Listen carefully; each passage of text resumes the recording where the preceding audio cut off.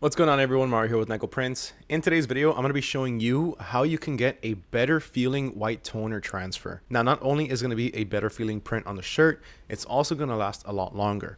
So today we're going to be covering rasterization with the Uninet iColor 560. So lately Uninet came out with their brand new software called the iColor Pro Rip Essentials. This is a software that's sent out with every single one of their Uninet iColor white toner printers. Now, compared to their previous software, this software is so much easier to use. I've been using it for the past few weeks. You've heard me talk about in previous videos how I don't like rasterization because I don't like all of the little holes in the image. But there's a few different ways that you can go about this. There's a few different ways that you can switch up the rasterization. So that way it's one, a lot better looking, two, a lot more natural, and three, a lot more better feeling. So check this out. I'm going to show you a few different ways that you can use this software to rasterize your prints. Now, the first thing that we're going to do is simply just drag and drop our image into the software. And this is it right here. So I'm using this Train Insane image. And as you can see right now, our background is set to black. So it's going to be kind of hard to see what we're going to do. So what I like to do is run over to the artwork section, click on this little button right here, and change it to something that's a bit more noticeable. So let's say something along the lines of this little red salmon color right now. Perfect. So now you can easily differentiate the back from the actual image. So here we can see our image, and the first thing that I'm going to show you is going to be the basic rasterization. So Uninet has made this super simple by making a dedicated section for this right on your main page or your main screen. So here you have the toner reduction section, which is the rasterization section. Here you have two options. You can either do the entire graphic or you can point and click rasterization. The first one I'm going to show you is going to be the entire graphic. So we're going to make sure that that's clicked. Then right here on the side, we're just going to go ahead and click on. Then we're going to click on configure. Now, as you can see over here, if we just drag around our little magnifying glass or our little magnifier, you can see all of the different holes that were generated inside the image. Now, what's the point of this? Well, simply put, the reason for this is so that way water can get through the image a lot easier. What this does is, one, it makes it a lot more durable because, again, it's not a big block image. Water is going to be able to go in and out of it fairly easily. And two, because it's reducing toner and it has all of those little holes in it, or all of those little rasterization holes, or halftones as some will call them, it really takes away a lot of the surface area on the prints itself. So that way it is a lot softer to the touch. It doesn't give it that papery feel that big block images have. Now, this is not my preferred way of doing it, but this is definitely one of the best ways that you can go about it to be able to provide your customers with a much better and longer lasting print. My suggestion is to already have a printed sample so you can show them, just so that way they know what it looks like. Because some people might not necessarily know what these little holes are going to consist of or what they're going to look like. So it's always good to have a sample on hand just to be able to show them, so that way you make sure that they're cool with it. Now, besides this, these little holes that you see here, you can go ahead and adjust that size. So if we go ahead and reduce the hole size over here, let's put it to 3. You can see that it didn't change, but if we turn it off, you see all of the holes go away. So now let's go ahead and turn on the rasterization again. And now you can see that the hole size has been updated. So there's a lot smaller and there are a lot more of them, but it does look a bit better in my opinion, simply because since the holes are smaller, there's going to be a bit more surface area, so everything just looks a bit cleaner. Now, there's one thing that you are going to need to take into consideration for this, and that's going to be your skill level. Now, your skill level in terms of marrying the prints, because if these holes are too small, there's a slight chance that when you peel that adhesive after you marry the image, there's a small chance that there's going to be some adhesive in between these little holes. And that, depending on how it is, depending on where it is, it might be visible, and some people might not like it. So just a quick disclaimer on that, make sure to watch out. My suggestion, just keep it to, I think it was 9. Just keep it at the default settings. Those are perfect for pretty much any print. Now, remember, this is going to be ideal for big block prints. So let's say somebody has something like a memorial shirt or any type of print that has a big image on it, a big block image, like a photo. This type of rasterization is going to be absolutely fantastic for it, and it'll really help it last a lot longer. Now, besides the holes, the other type of rasterization that's actually very popular is going to be the line rasterization. You also have square, diamond, and elliptical, but honestly, the ones that you're going to use the most with the best results are going to be the round and the line. So I just showed you the round. Now let's go with the line. Turn off the preview. and then turn it back on so that way we can update. And this is what it looks like. So as you can see, instead of the holes, what it gives you is just a bunch of lines throughout the entire image. Now, some images are going to work better with these types of lines. Others are going to work better with the holes. That's really going to depend on you and your preferences. But my suggestion, images like this, you can go ahead and use the lines. Big block images, go ahead and use the holes. So what I'm going to do is I'm going to print out two different images. I'm going to print out one with the holes and the other one with the lines. Now let's move over to the point and click rasterization. So this one works a little bit different. Let's go ahead and configure it. And in this case, what you're going to do is you're going to select certain colors. So let's say that for whatever reason, we think that the yellow on the hair is too solid. There's too much of a solid print on there. So in order to fix this, what we want to do is rasterize it. So we have the option to only rasterize the yellow colors. Now for this, all you have to do is simply click on add color to rasterize.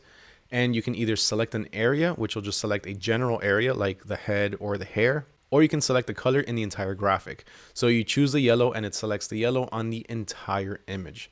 Let's go with that one. Click on continue. Now from here, we can either go ahead and choose a color picker where we choose the color manually, or pick color from graphic. That's going to be the easiest way to go about it. And here what we're going to do is just look for the yellow. So now as you can see, our yellow's chosen up here. Update full resolution preview. Yes. And now you can see that all of the yellow has pretty much been rasterized. You can see that everything here is changed. We can go ahead and do the display preview, and this is what it's going to look like. So as you can see, on the hair, it didn't fully choose it because of the sensitivity that we have currently set, but we can go ahead and make it a bit more sensitive so that way it can pick up different shades of yellow. But right now, you can go ahead and see that the aura, the ring around him, everything has been rasterized, including the stuff down here. Now, this isn't going to be the best for an image like this. It can work if you have a really solid part on it, but this isn't going to be my go-to. But just so you know, this is an option. Now, of course, you have the option also for the round and the square, diamond, and elliptical as well. Now, one last thing I want you to take note of here is the fact that you're not limited to just one color. So if you want to add another color to rasterize, like let's say the blue, you can do that too. So let's just go ahead and add color to rasterize, color from the entire graphic. And for this, what I'm going to go for is the blue. So let's just choose the blue over here. Now display preview, and as you can see, we have the yellow rasterized, and if you go down, you also have parts of the blue rasterized. Now, if you do want to go ahead and select more, you can go ahead and select your color and increase the tolerance a bit. So let's do 60%. Now, as you can see, the blue has a lot more tolerance. So you can see over here that the lines are spreading out a lot more through the different blue colors. There we go.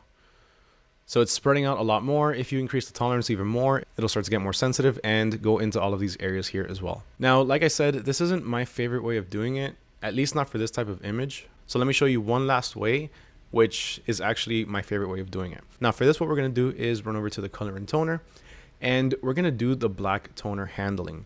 So simply what this does is it's gonna assume that your t-shirt is black, and it's going to remove all of the black parts on there. So that way, the only thing that it's printing is going to be the color. Now, one thing you can do is simply go over to the color and toner and click on remove black, and then just adjust the sensitivity with this little slider over here. But the other way that you can do this is the way that I typically do it, where you just go ahead and right click, go to color, replace, and remove. And then on here, we can go ahead and choose the color that we want. So if your shirt is black, you can remove all of the black parts. If your shirt is yellow, you can remove the yellow parts. If your shirt is blue, you can remove the blue parts. So for this, what we're going to do is click on add color to remove or replace. We're going to pick a color from the graphic. So for this, since we're going for the darkest part, which is going to be the black part, I'm going to go ahead and select the area over here. Now select a color pick method. So this is going to be for the new color. So do we want to replace it? No. So I'm just going to click on remove color. And that's what we see. Click on our image and then start to increase our tolerance a little bit. And you can see how much starts to remove. Now this is really going to be dependent on you, and you're going to have to find a sweet spot. You're going to have to find what works best for you and which one you think is going to look best. Now, as you can see, if we slide it all the way up to about the 80%, it starts to take off little hues of black from the blue. So that's a little bit too intense. So let's drop it down to about 59%. As you can see, it's still taking off some of the blue, which I do not want that to come off. So let's bring it down a little bit more. Let's try maybe 40% or around there. And honestly, this is kind of looking like it could be the sweet spot because it did knock out most of the black. It still has the blue over here, even though it has a couple of little few pixels that aren't fully covered. Maybe let's try a little bit less. Let's try 30. You know what? I think this honestly might be the best way to go about it. This is looking, yeah, this is looking pretty good. This is 29%. Let's go down to about 10%. Nah, that's too much. You can see here the black is starting to show through the hair. So yeah, let's keep it at 30%. 30% I think looks good. So we can go ahead and click OK. You can see that our image over here was updated. Let's make it just a little bit bigger. All right, now let's go ahead and print this one.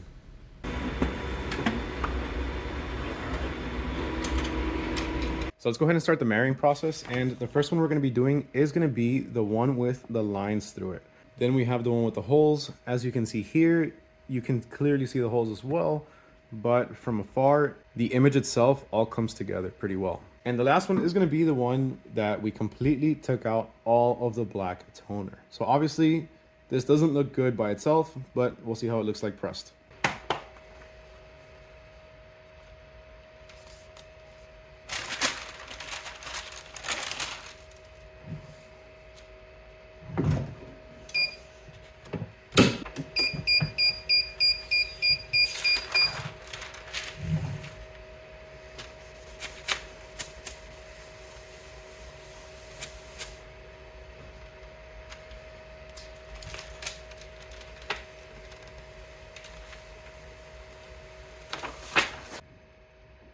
We're going to go ahead and press all three of them on the same shirt so we can go ahead and compare and contrast fairly.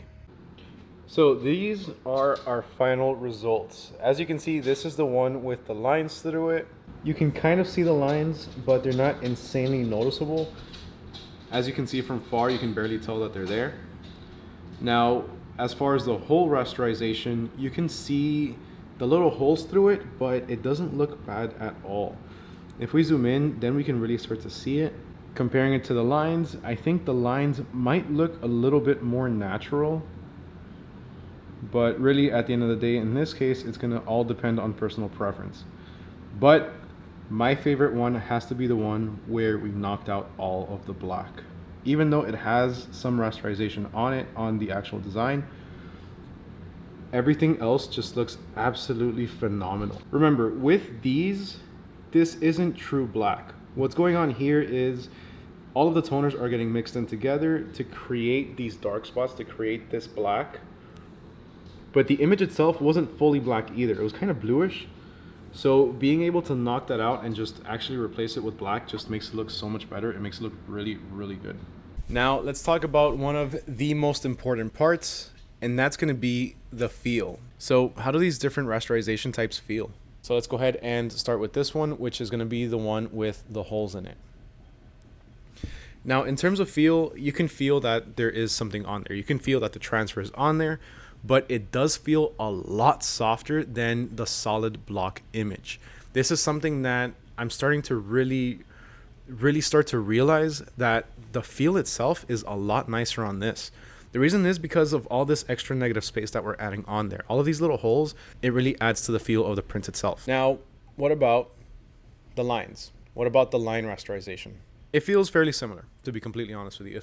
It feels fairly similar to the rasterization with the holes, but I would argue that this one probably feels a little bit softer, the one with the lines, because it's actually broken up throughout the entire image. So you are going to have lines that span from one side all the way down to the other side of the image. If I had to choose one in terms of feel, I would probably go with the line rasterization, to be honest with you, just because it feels more natural. It feels a lot nicer. It feels a bit smoother. Now let's move on to my favorite one, which honestly, this is just going to be hands down the winner. I can already tell. And that's the one where we knocked off all of the black, or not knocked it off, but we deleted all of the black or all of the dark blue, and just left a lot of negative space in there. And on top of that, we even have the rasterization, which was completely accidental, but it kind of adds to the image itself, and it looks really good. Now, in terms of feel, this hands down is going to be the winner. The reason for this is because, again, there's a lot less surface area in terms of toner. Like in here, in the pants, there's no toner in here. There's nothing. So this right here, this is all going to wash amazingly. Now, water is going to be able to get through all of these different holes and all of this extra negative space.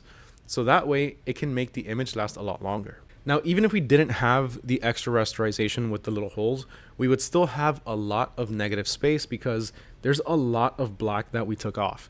We have everything here in the weights. We have it going through the barbell, in the shadows of the figure itself, in the hair, around here on this outside of the lines, down here where it has the train insane, and in the pants themselves. So there is a lot of negative space, even if we didn't accidentally add the whole rasterization. So one last look at it, check it out, let me know what you think. Like I mentioned, this one is hands down my favorite. Second, it's going to have to be the line rasterization, and third, it's going to be the whole rasterization. So what did you think of, oh, I caught it. So what did you think of today's video? Let me know down in the comments below. Is this something that you found helpful? Is this something that you're going to be implementing into your Uninet white toner prints in the future? Let me know down in the comments below. I would love to hear your thoughts on this. If you've been considering purchasing a Uninet iColor white toner printer, the one that I use is the 560. But if you've been considering a Uninet white toner printer or any of its accessories, remember, you can check out iColorprint.com. Go ahead and check out the link down in the description below and combine that with my coupon code NECOPRINTS5OFF, and you'll get 5% off your entire order. Also, my link, that's an affiliate link. So if you do make a purchase, I'm going to get a small commission from it. Of course, as always, it's never at any extra cost to you. Clicking that link really does help me. It helps out the channel, and it helps out everything that we're doing. So huge thank you to everyone for watching, especially if you made it all the way to the end. Please make sure you smash that like button if you found this video helpful and found it informational. Hit that subscribe button and ring that little bell notification so you don't miss out on any future videos. My name is Mario with NECOPRINTS, and I'll catch y'all next time. Peace.